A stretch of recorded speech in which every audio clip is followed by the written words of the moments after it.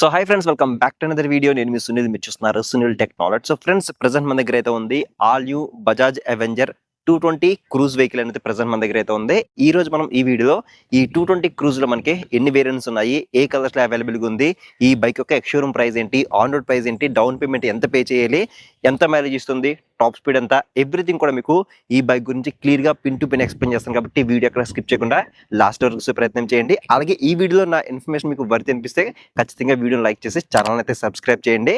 First of all దీంట్లో మనకి రెండు వేరియంట్స్ అయితే ఉంటాయి అనమాట. లైక్ ఎలా అంటే మనకి 160 సెగ్మెంట్ లో కూడా మనకి ఇది అవైలబుల్ అయితే ఉంది ఈ అవెంజర్ అనేది. అలాగే ఇంకొకటి మనకి ఇప్పుడు 220cc లో మనకి కూడా అవైలబుల్ అయితే ఉంది. అలాగే దీంట్లో స్ట్రీట్ క్రూజ్ అని చెప్పేసి రెండు మోడల్స్ అయితే ఉంటాయి అనమాట. ప్రెసెంట్ మన దగ్గర అయితే ఉంది 220 క్రూజ్ అని చెప్పొచ్చు. అలాగే మీకు స్ట్రీట్ కి క్రూజ్ కి డిఫరెన్స్ ఏంటంటే మనకి స్ట్రీట్ అనేది కంప్లీట్ గా మనకి అలా వీల్స్ రావడం జరుగుతుంది, క్రూజ్ మోడల్ అనేది కంప్లీట్ గా మనకి స్పోక్ వీల్స్ రావడం జరుగుతుంది. ఇదే మనకి మేజర్ డిఫరెన్స్ అనమాట. అలాగే మనకి గ్రాఫిక్స్ కూడా మనకి కొంచెం లిటిల్ బిట్ చేంజ్ అయితే ఉంటాయని చెప్పొచ్చు. సో ఇప్పుడు మనం ఈ 220 క్రూజ్ యొక్క కలర్స్ గురించి మాట్లాడుకుంటే ఇది మనకి 3 కలర్స్ మనకి అవైలబుల్ అయితే ఉంది. ప్రెసెంట్ మీరు చూస్తుంది వైట్ కలర్, ఇంకా మనకి బ్లాక్ కలర్ ఉంటుంది, అలాగే రెడ్ కలర్ కూడా మనకి అవైలబుల్ అయితే ఉంటుంది. మీకు నచ్చిన కలర్ లో మీరు దీని అయితే చూస్ చేసుకోవచ్చు. ఇక మనం దీని యొక్క వాక్ అరౌండ్ రివ్యూ గురించి మాట్లాడుకుంటే కనుక, సో ఫస్ట్ ఆఫ్ ఆల్ మనకి లుక్ అయితే మాత్రం చాలా అంటే చాలా ప్రీమియం గా మనకి కనిపించడం జరుగుతుంది. చూడొచ్చు మనకి వెహికల్ అయితే మాత్రం చాలా పార్ట్స్ అనేవి మనకి కంప్లీట్ గా క్రోమ్ ఫినిషింగ్ అనేది యాడ్ చేశారనమాట. ఫస్ట్ ఆఫ్ ఆల్ ఇక్కడ చూసుకుంటే మనకి పెద్దగా విండ్షీల్డ్ అనేది ప్రొవైడ్ చేస్తారు. చాలా అంటే చాలా పెద్దగా అయితే ఉంది విండ్షీల్డ్ అనేది. అలాగే మిర్రర్స్ కూడా చూడొచ్చు మనకి క్రోమ్ ఎలిమెంట్స్ లో మనకి డిజైన్ చేశారనమాట. సో ఒక రెట్రో టైప్ డిజైన్ లో మనకి చాలా ప్రీమియం గా మనకి వెహికల్ అనేది కనిపించడం జరుగుతుంది. అలాగే ఇక్కడ ఇండికేటర్స్ కూడా చూడొచ్చు, మనకి హాలోజన్ బల్బ్ తో ఇండికేటర్స్ అనేవి ప్రొవైడ్ చేస్తున్నారు. క్లియర్ లెన్స్ ఇండికేటర్స్ అని చెప్పొచ్చు. సో ఇవి ఎల్ఈడి తీసుకొచ్చుంటే బాగుండేది, ఇంకా ప్రీమియం గా అయితే కనిపించేది. సో ఈ ఇండికేటర్స్ కి బ్యాక్ సైడ్ కూడా మనకి క్రోమ్ ఎలిమెంట్స్ అనేవి యాడ్ అయితే చేశారని చెప్పొచ్చు. అలాగే ఇంకా మనకి ఎగ్జాస్ట్ పైప్ కానీ, లేదా మనకి బ్యాక్ సైడ్ బ్యాక్ రెస్ట్ కానీ, అలాగే ఇంకా మనకి చాలా పార్ట్స్ ఇక్కడ మనకి గార్డ్ కానీ, అలాగే మనకి సైడ్ స్టాండ్ కానీ అన్ని కూడా మనకి చాలా వరకు ఎలిమెంట్స్ అనేవి కంప్లీట్ గా క్రోమ్ ఎలిమెంట్స్ తో డిజైన్ చేశారనమాట. చాలా అంటే చాలా ప్రీమియం గా మనకి వెహికల్ అయితే కనిపిస్తుంది. అలాగే నెక్స్ట్ ఇంకా హెడ్ లైట్ గురించి మాట్లాడుకుంటే ఇది మనకి కంప్లీట్ గా హాలోజన్ బల్బ్ తో మనకి హెడ్ లైట్ అనేది డిజైన్ చేశారు. సో ఎల్ఈడికి అప్డేట్ చేస్తే బాగుంటుంది, బట్ అయినప్పటికీ హాలోజన్ బల్బ్ లో కూడా మనకి నైట్ టైం విజిబిలిటీ కానీ ఇంటెన్సిటీ కానీ బాగానే అయితే ఉంటుంది.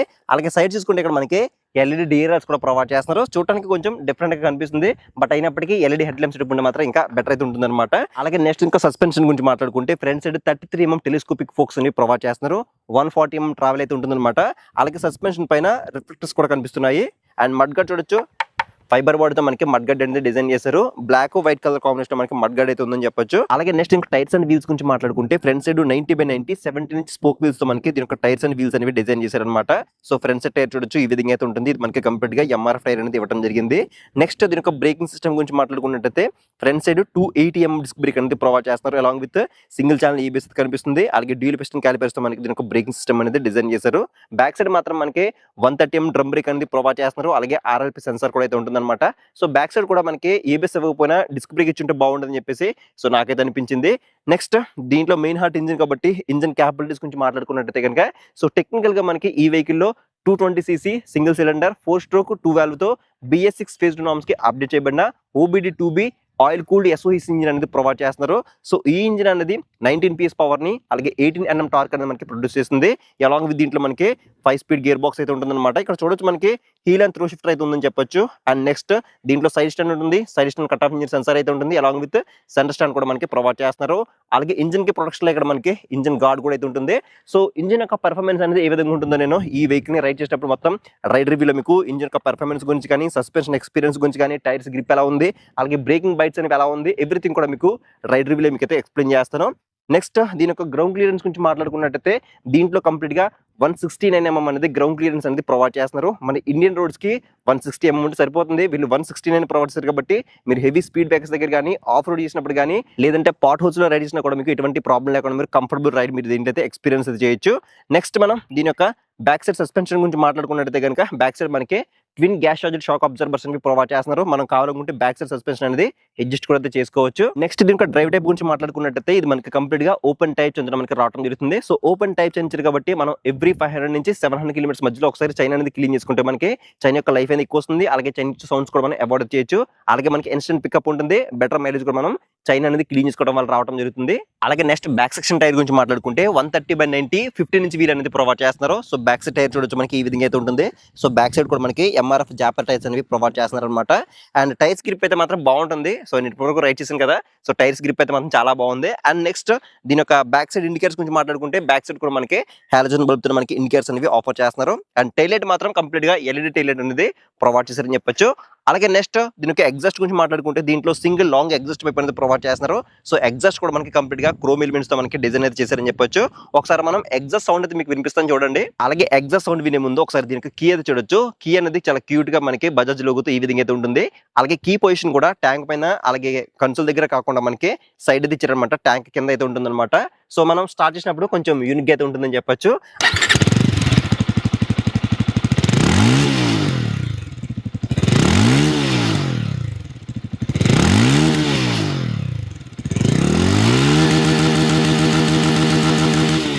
అలాగే నెక్స్ట్ ఇంకా సీట్ గురించి మాట్లాడుకుంటే దీంట్లో సింగిల్ లాంగ్ సీట్ అనేది ప్రొవైడ్ చేస్తున్నారు. సీట్ యొక్క కుషనింగ్ అయితే మాత్రం చాలా బాగుంది. రైడర్ కి అయితే మాత్రం చాలా అంటే చాలా కంఫర్టబుల్ గా ఉంటుంది.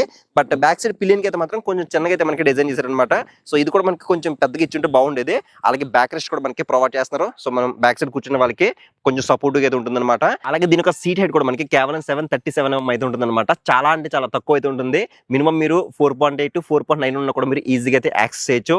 నేను 5.8 హైట్ అయితే ఉన్నాను. నా కాల్ చూడొచ్చు చాలా ఎక్కువ ఉందన్నమాట. సో కొంచెం అన్కంఫర్టబుల్ గా ఉందని చెప్పొచ్చు నాకైతే మాత్రం. అండ్ దీని యొక్క మనకి గేర్ పొజిషన్ కూడా మనకి ఇక్కడ ఫ్రంట్ అయితే ఇచ్చారనమాట. మనకి ఈ విధంగా అయితే ఉంటుంది దీని యొక్క సిట్టింగ్ పొజిషన్ అనేది. అలాగే హ్యాండ్ బార్ కూడా మనకి దీంట్లో single piece metal curved handle bar అనేది ప్రొవైడ్ చేస్తున్నారు. సో మనం కూర్చుంటే మనకి ఈ విధంగా అయితే ఉంటుంది. చాలా అంటే చాలా రిలాక్సింగ్ పొజిషన్ అయితే ఉంటుంది అనమాట. సో ఇన్ఫాక్ట్ చెప్పాలంటే మనం ఇంట్లో ఒక సోఫాలో కూర్చుంటే ఎలా ఉంటుందో ఆ విధంగా మనం దీని అయితే క్రూజ్ చేయొచ్చు. సో మీరు ఎక్కడైనా చిన్న చిన్న లాంగ్ డ్రైవ్స్ వెళ్ళాలన్నా లేదంటే మీకు రెగ్యులర్ సిటీ డ్రైవ్ చేయాలన్నా కూడా మీకు చాలా కంఫర్టబుల్ గా చాలా యూనిక్ గా ఉంటుంది అనమాట. మన రోడ్ అపియరెన్స్ అనేది మనకి చాలా డిఫరెంట్ గా అయితే ఉంటుంది ఈ వెహికల్ మనం రైడ్ చేస్తే కనుక. అలాగే నెక్స్ట్ దీని యొక్క కెర్బేట్ కూడా మనకి కేవలం 169 kg కెర్బేట్ తో మనకి డిజైన్ చేశారు. సో కొంచెం వెయిట్ అయితే ఉంటుంది. మనకి ఇది 220cc ఇంజిన్ కాబట్టి సో మనకి 116 kg కెర్బేట్ అయితే ఉంటుంది అనమాట. బట్ మనం రైడింగ్ చేస్తున్నప్పుడు మాత్రం మనకి ఎటువంటి వెయిట్ ఉన్న ఫీలింగ్ అయితే మనకైతే అనిపించదని చెప్పొచ్చు. నెక్స్ట్ దీని యొక్క ట్యాంక్ అయితే చూడొచ్చు. దీంట్లో మనకి కంప్లీట్ గా టీర్ డ్రాప్ షేప్ లో మనకి దీని యొక్క ట్యాంక్ అనేది డిజైన్ చేశారు.